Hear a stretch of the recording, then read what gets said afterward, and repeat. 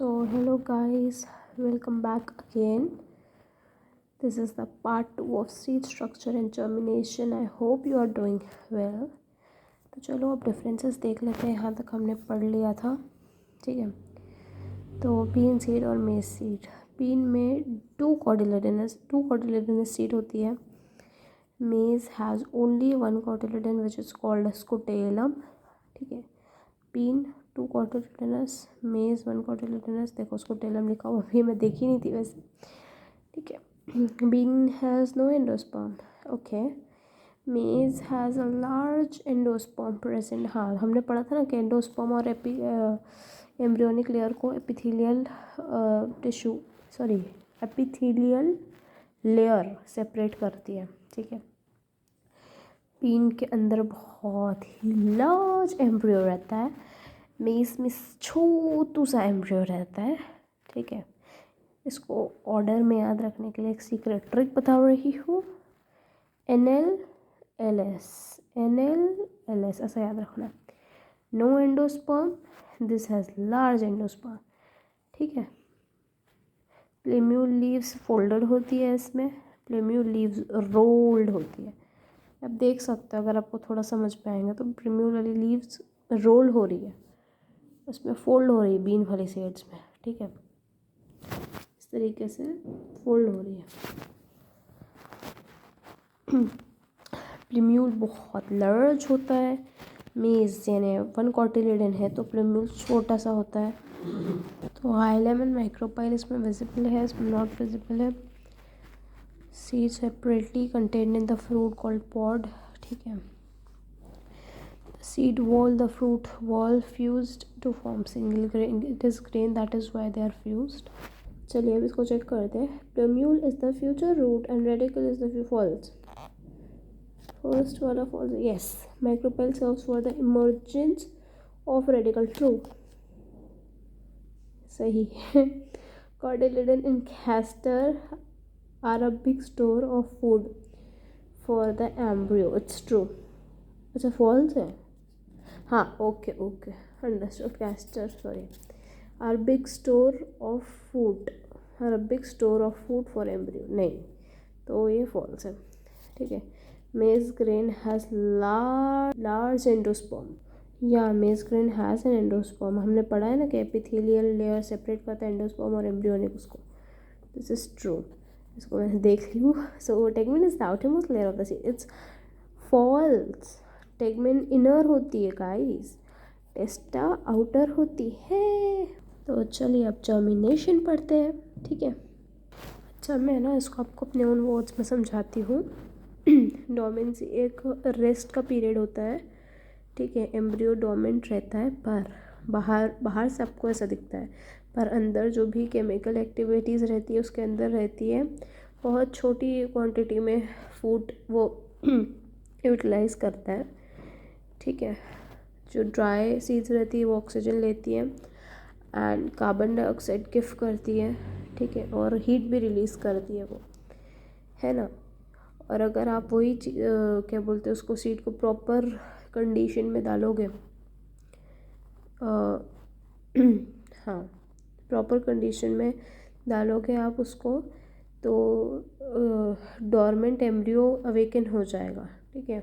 वो actively grow करेगा और सीडलिंग बनेगा. तो हम जर्मिनेशन को डिफ़ाइन करते हैं पहले, उसके बाद आपको ये 2 लाइन ऊपर की समझाऊंगी. Germination is the process of formation of seedling developed from an embryo. ठीक है.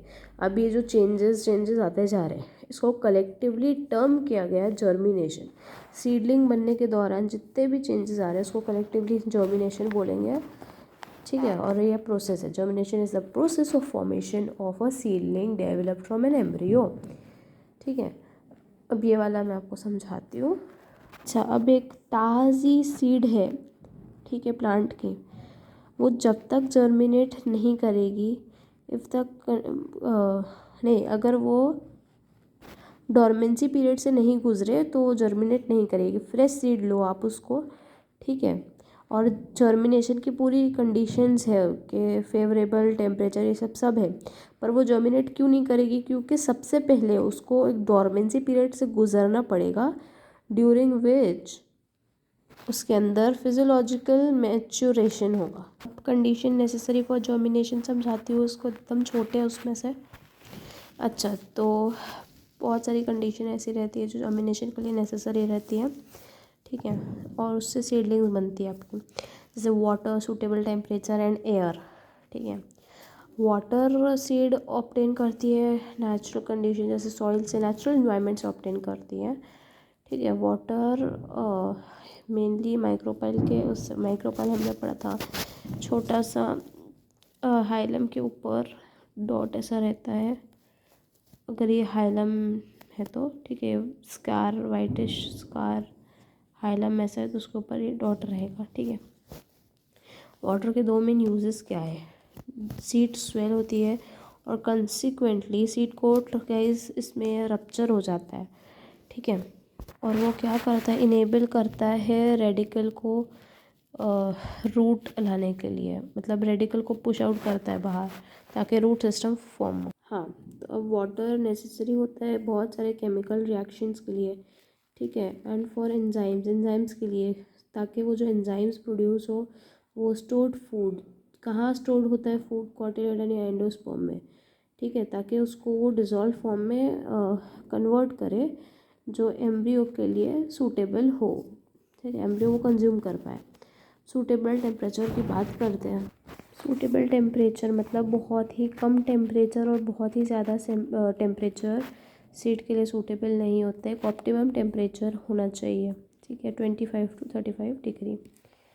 ऑक्सीजन की बात करते हैं। अच्छा, अब जब जर्मिनेशन का प्रोसेस हो रहा है तो बहुत सेल डिवीजन होता है और सेल ग्रोथ होती है ना, तभी तो हो रहा है प्रोसेस, और ये करने में एटीपी रिलीज़ होनी है, एनर्जी आपको रिक्वायर्ड हो रही है, और ये एनर्जी सिर्फ रेस्पिरेशन के थ्रू बनेगी, ठीक है, और इसीलिए आपको ऑक्सीजन की सीड में ज़रूरत होती है।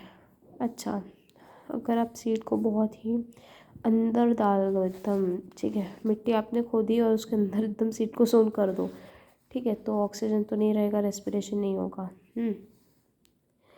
और insufficient pushing force in the embryonic parts.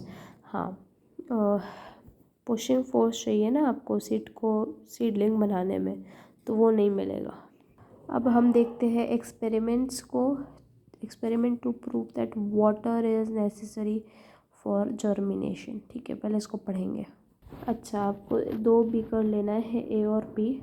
ए के अंदर आपको ड्राई कॉटन को रखना है, ठीक है, ड्राई कॉटन को बिछा दे, एक के अंदर वेट कॉटन को रखना है और बिछा देना है। उसके ऊपर आपको कौन सी सीड है, हाँ, ग्रीन ग्राम की या चिकपी की जो भी सीड है आपको रखना है, वो रख दो, ठीक है, और फ्लास्क बी में ड्राई कॉटन लो और सेम सीड्स को रख दो, ठीक है। अब 2 या 3 दिन बाद, ऑर्डिनरी रूम टेम्परेचर पे रखना ना इसको, 2 या 3 बाद आप नोटिस करोगे ये ए वाली सीड जर्मिनेट हो रही है पर बी वाली नहीं हो रही, क्योंकि water is necessary for germination, hence proved. देखो, आपको मैं दिखा भी दूँगी, फॉर एग्ज़ाम्पल ये वेट कॉटन है, ये दूसरे एक्सपेरिमेंट का है पर आपको मैं दिखा देती हूँ। ये वेट कॉटन है और ये ड्राई कॉटन है। आई होप आपको दिख रहा होगा, नहीं दिख रहा शायद, दिख रहा है। हाँ, अब ये वाले एक्सपेरिमेंट में हम क्या प्रूव करेंगे? सूटेबल टेम्परेचर की अहमियत जर्मिनेशन के लिए।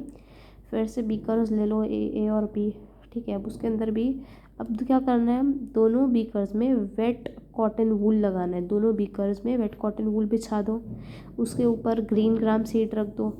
ए वाले को ऑर्डिनरी टेम्परेचर पे रखो, ठीक है, मीन्स 25 डिग्री to 35 डिग्री, और बी वाले को रेफ्रिजरेटर में रख दो, ठीक है। आप 1-2 दिन में देखोगे कि ए वाली तो जर्मिनेट हो गई पर बी वाली तो हुई नहीं जर्मिनेट, ठीक है। अब अगर आप सेवरल दिन के लिए रख रहे हो तो आपको ऐसा लगेगा हाँ बी तो हो रही है, पर अगर जब बी को आप कंपेयर करोगे ए में तो वो उतना अच्छा जर्मिनेट नहीं होगी, क्योंकि सूटेबल टेम्परेचर नहीं दिया जा रहा है ना।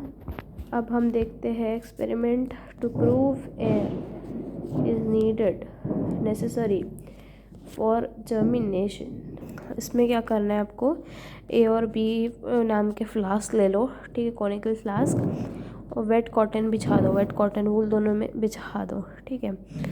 और अब इसमें सोक्ड ग्राम सीड को लेना और रख देना दोनों उसमें, ठीक है। यहाँ तक सेम स्टेप्स हैं। उसके बाद आपको क्या करना है, एक टेस्ट ट्यूब लेना है, क्लास बी का बता रही हूँ। एक टेस्ट ट्यूब लेना है और उसमें पायरोक्लोरिक एसिड को फिल कर देना है। पायरोक्लोरिक एसिड ना ऑक्सीजन को एब्जॉर्ब कर लेता है, ठीक है। और उसको एक थ्रेड की मदद से लटका दो, लोअर कर दो, ठीक है। और ए में भी सेम प्रोसेस करना है, थ्रेड से लटकाना है टेस्ट ट्यूब को, पर इस पर वाटर होना चाहिए, प्लेन वाटर, और इसमें हमारा पायरोक्लोरिक एसिड है, ठीक है। अब इसको देखना, हाँ अब इसको दोनों को ऑर्डिनरी टेम्परेचर पे रखना है, ठीक है।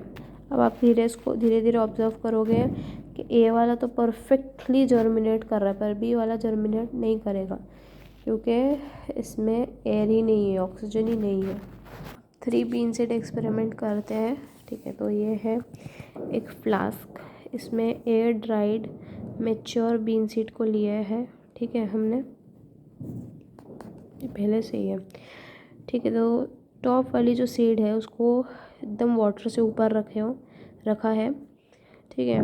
और बीच वाली जो मिडल वाली जो सीड है वो वाटर लेवल पे है और थर्ड वाली कम्प्लीटली वाटर में इमर्ज्ड है, ठीक है। तो इसमें आप दिनों के बाद नॉर्मल टेम्परेचर, ऑर्डिनरी टेम्परेचर पर हो और इसको बहुत दिन बाद ऑब्जर्व करोगे ना, जब आप धीरे धीरे धीरे 10-15 दिन बाद, तो ऊपर वाली जर्मिनेट नहीं होगी, सिर्फ मिडल वाली होगी, नीचे वाली भी नहीं होगी।